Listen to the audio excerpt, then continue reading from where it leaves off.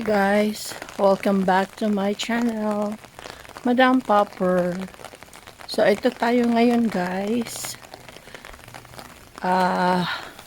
wet Thursday.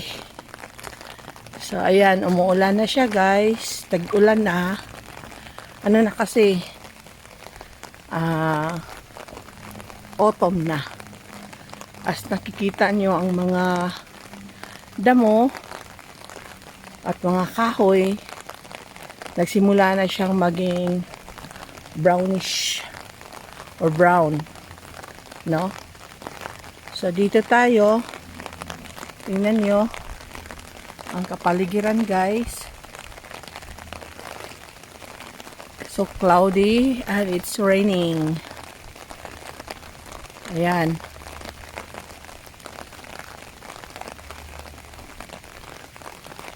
Kung meron lang akong mga siguro kasama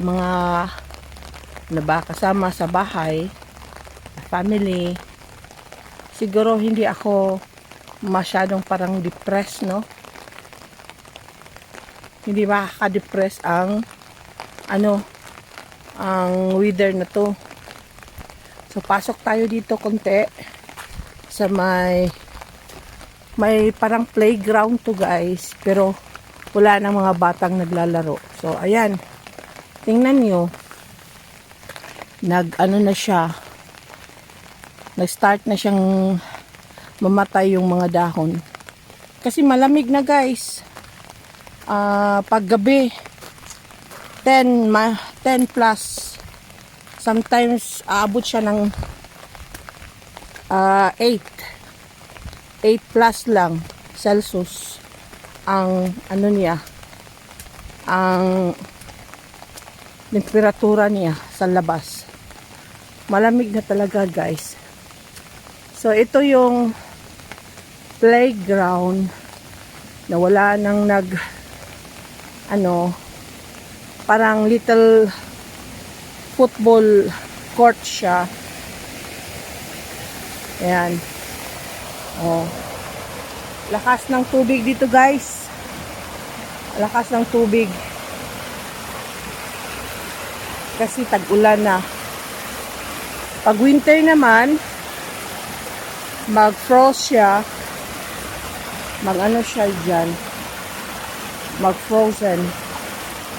Maging ice yan. Yan.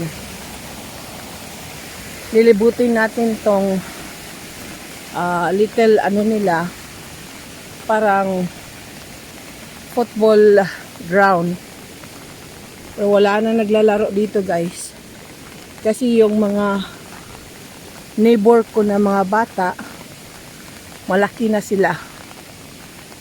Ayan.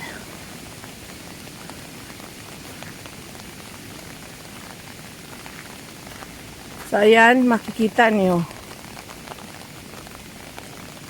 Malapit ako sa guys. Akala nyo gubat talaga to, no? Pero behind that, marami siyang mga bahay pa. Mga nasa likod, may mga bahay yan. Yung mga sasakyan nila guys, mga 4-wheel drive. Kasi mahirap aakyat dyan pag winter. Slippery. Yan.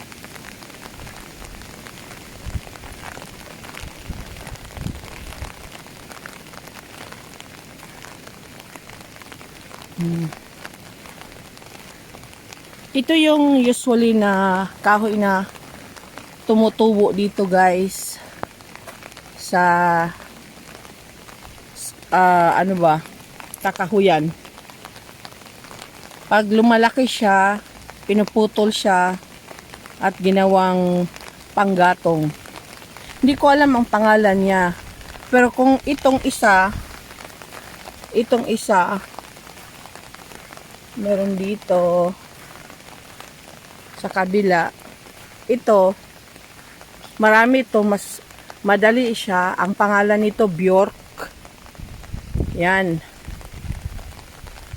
Pag mag-produce siya ng pollen guys, yan ang season ng pollen season din ng mga allergy. No? Ayan. So, dito muna tayo kasi ang lamig. Malamig na guys. So, thank you for watching, Madam Popper. Thank you. Bye.